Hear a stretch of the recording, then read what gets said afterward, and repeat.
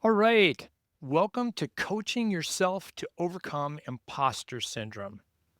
Today, we're going to be talking about the tricycle effect and why it matters in order to be able to overcome imposter syndrome. So, first of all, think back to when you first learned to ride a bike, right? Probably brings back a lot of good memories. Chances are you didn't start on a two-wheel bike right away, did you? Your parents and your caregivers didn't just hand you a bike and say, hey, good luck.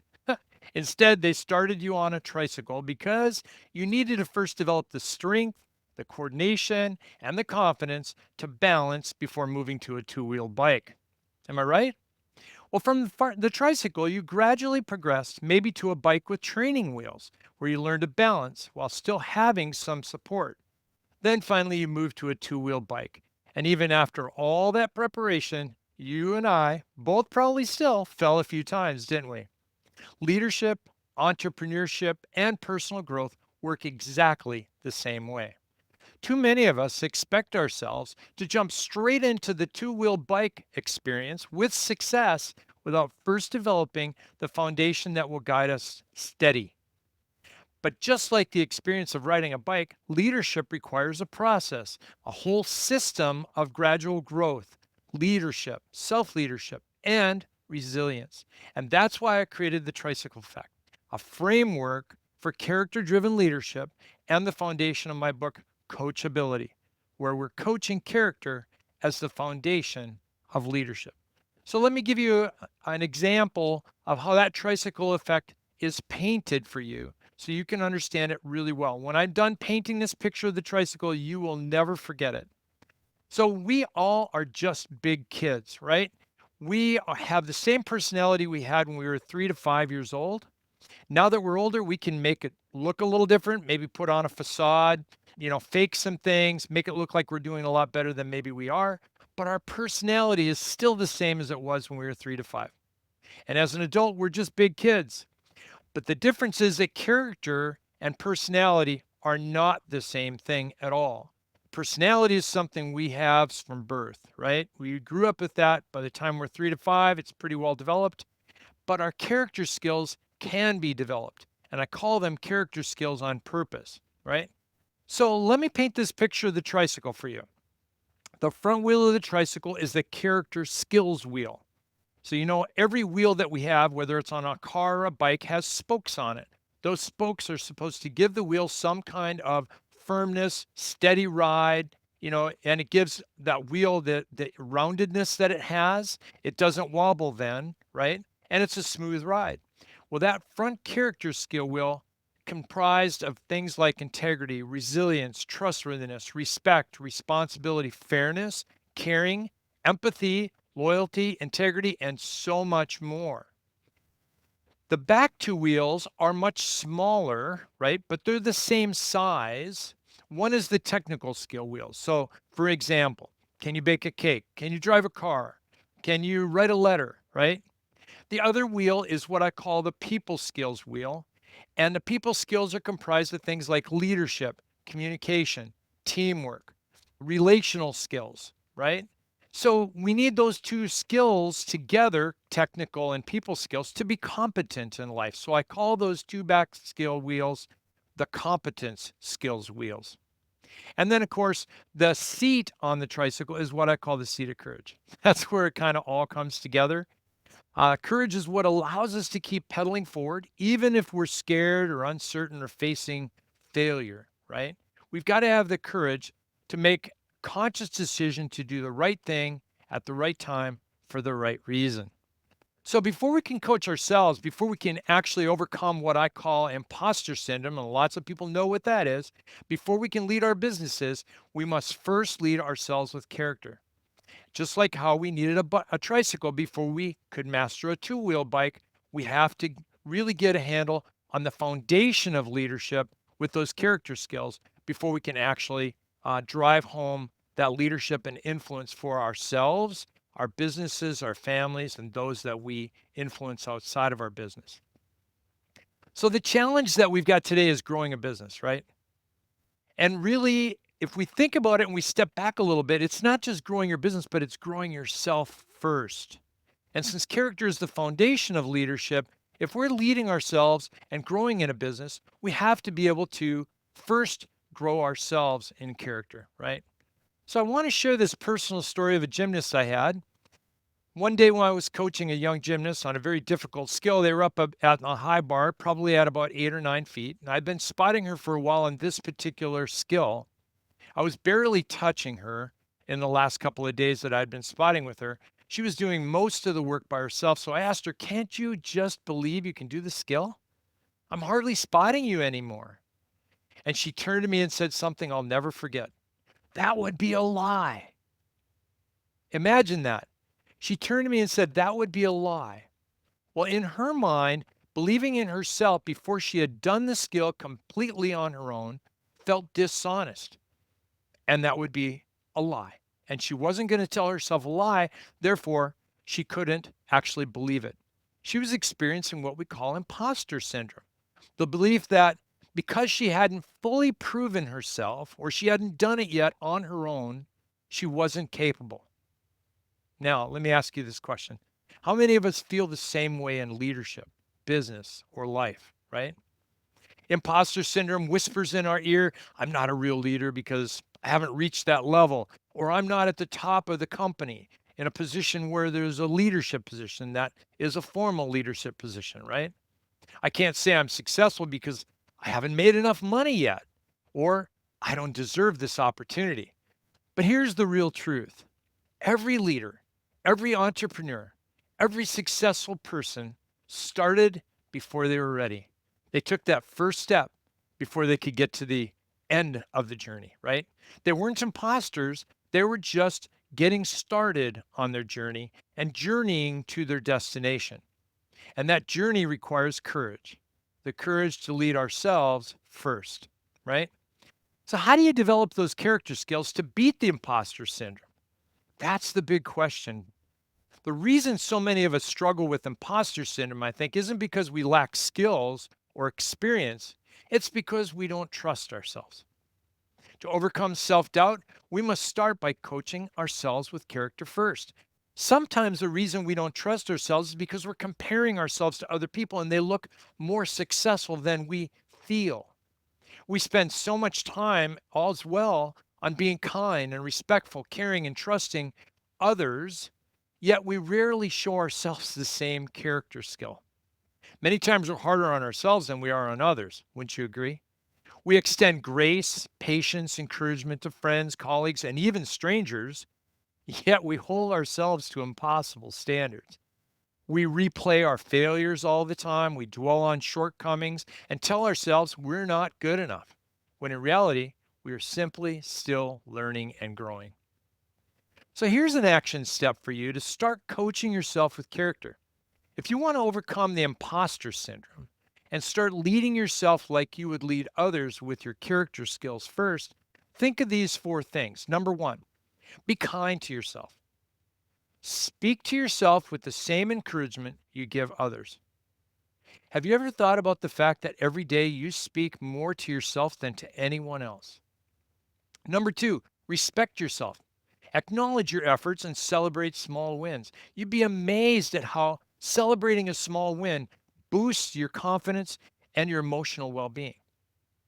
Number three, care for yourself. Prioritize your self care, get some time to yourself, make sure you're putting personal growth as a priority and emotional well being. And number four, trust yourself. Stop guessing those instincts that you have. Your experiences have made you capable. So when you develop these character skills internally, you'll gain the confidence to lead externally. It's almost like this transformation in your life, right? So, how to overcome imposter syndrome and lead with courage? I have 5 different actions you can take to actually overcome imposter syndrome, lead with courage, and become a better leader that's leading with character first. Number one, and this is a biggie, add the word yet to your thinking.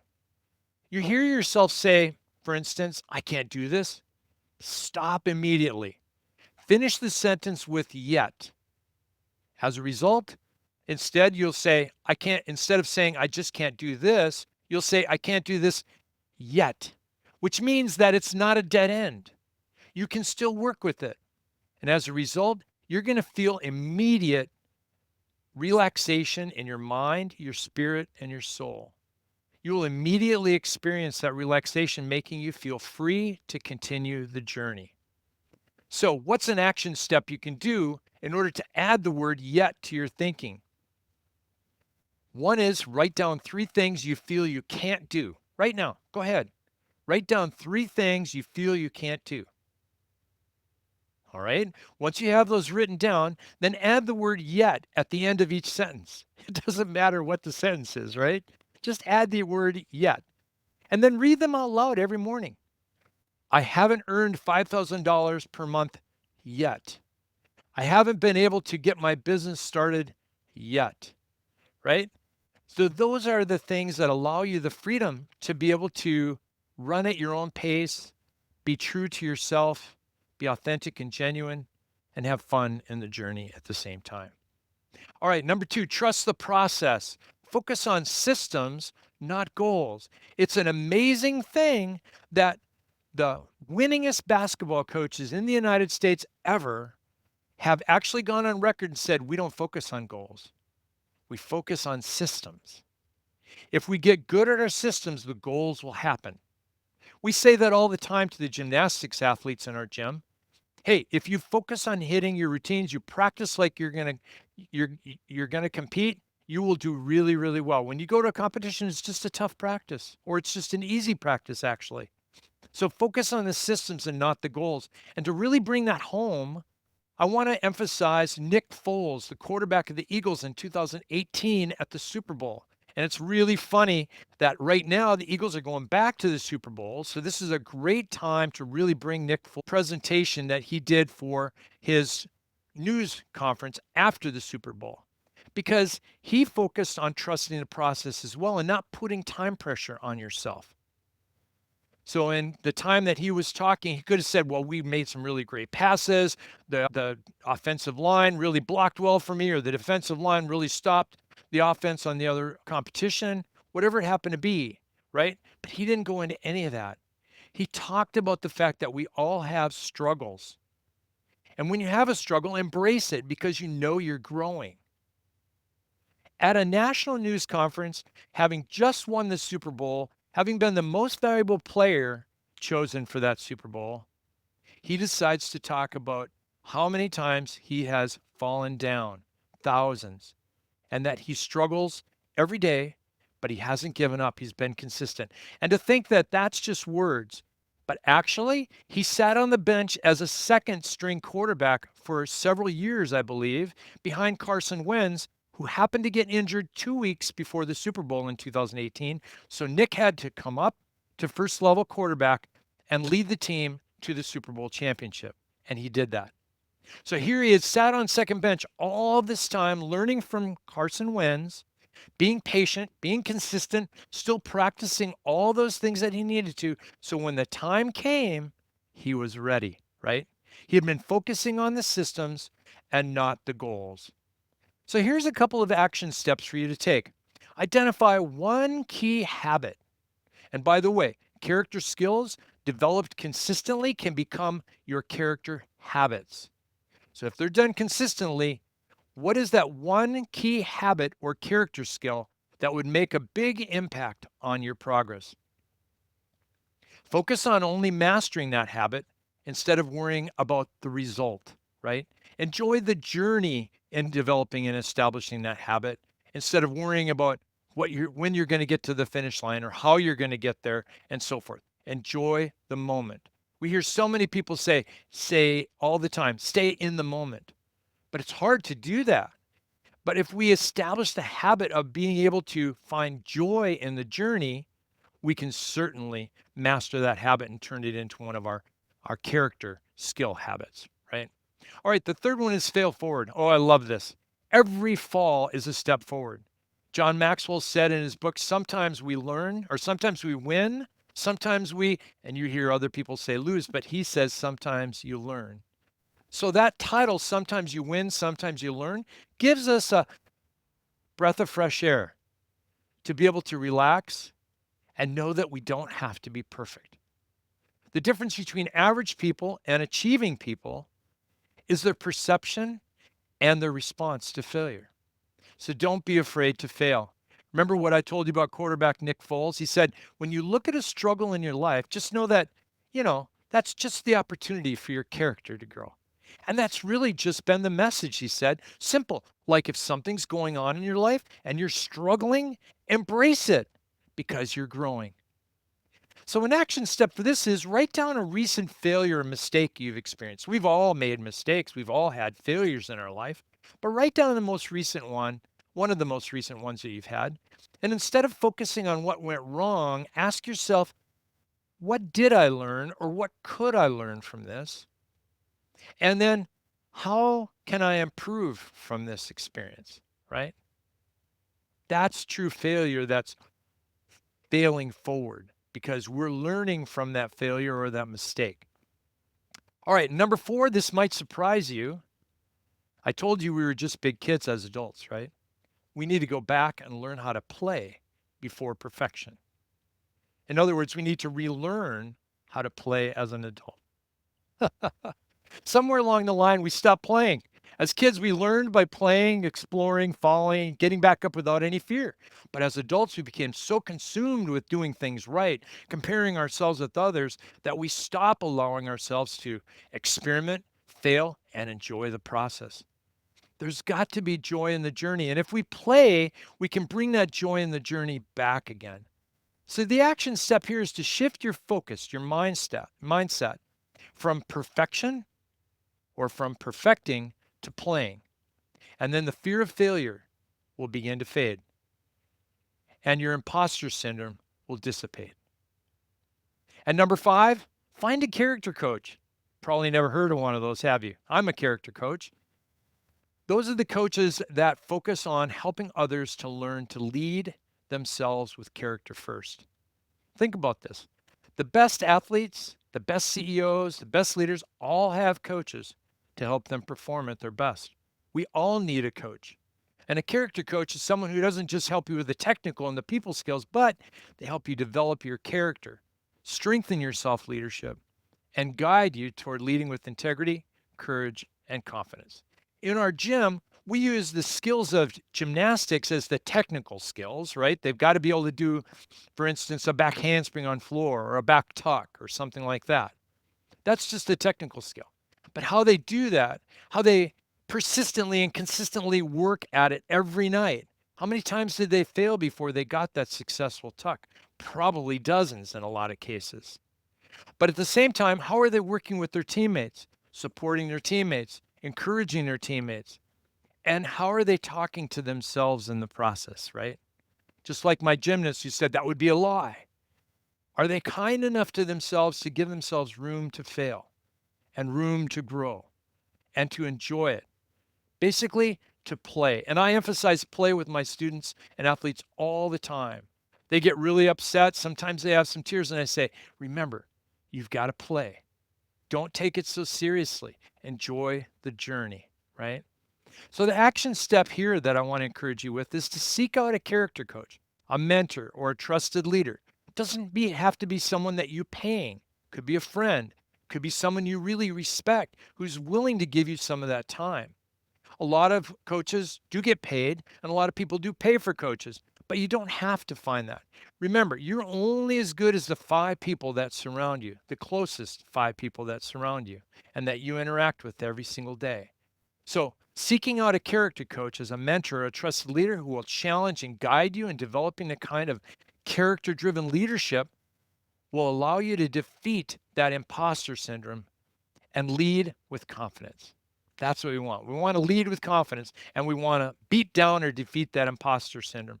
Sometimes in the gym, we call those monsters or monkeys because those thoughts in our head just continue to swirl and talk to us about how we can't do that or that's not going to be possible or you could never have that happen.